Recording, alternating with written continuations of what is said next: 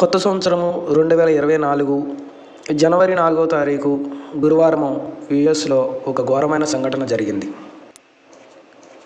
యుఎస్లో దారుణ హత్య. పుస్తకాలు చేతులు కానీ ప్రత్యక్షమైంది. యుఎస్లో దారుణ హత్య. పుస్తకాలు చేతులు కానీ ప్రత్యక్షమైంది. క్రిస్మస్ సెలవుల తర్వాత మొదటి రోజు యుఎస్లోని లోవాలో ఫెర్రీ స్కూల్లో 17 సంవత్సరాల యువకుడు కాల్పులు జరపడంతో 6వ తరగతి విద్యార్థి మరణించగా మరో 5 గాయపడ్డారు.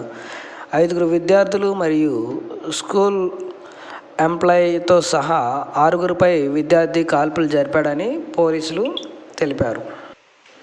మృతి చెందిన విద్యార్థి 6వ తరగతి చదువుతున్నాడని, 11 లేదా 12 సంవత్సరాల వయసు ఉంటుందని పోలీసులు తెలిపారు. ఫైరింగ్ జరిగిన సమయము ఉదయం 7:37 మొదటి అధికారి నిమిషాల వ్యవధిలో సంఘటనా స్థలానికి చేరుకున్నారని పోలీసులు తెలిపారు.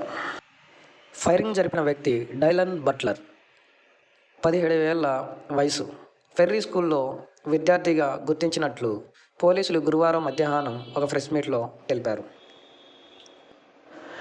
గాయపడిన బాధితుల్లో 4 విద్యార్థులు, 5వ వ్యక్తి ఎంప్లాయ్ పేర్లను వెల్లడించడానికి నిరాకరించినట్లు రాష్ట్ర నేర పరిశోధన విభాగం అసిస్టెంట్ డైరెక్టర్ మిచ్ మోట్వెడ్ విలేకరులతో చెప్పారు.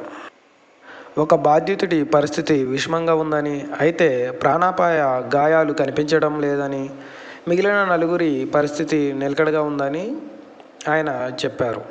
గన్తో ఫైర్ చేసిన డైలన్ బట్లర్ తనకు కాల్చుకోవటం వల్ల చనిపోయాడని పోలీసులు మీడియాకు తెలిపారు. ఆడుతూ పాడుతూ కల్ముషం లేకుండా చదువుకోవాల్సిన రోజుల్లో గన్ను తీసుకొని మరి చంపుకునేంత వరకు ఎదిగిపోయింది. పెంచే పేరెంట్స్ తప్ప, స్కూల్లో చెప్పే మాస్టర్ది తప్ప, ఈ సొసైటీలో జరిగే పరిస్థితులది తప్ప ఏది తప్పు అనేది మనం చెప్పలేము.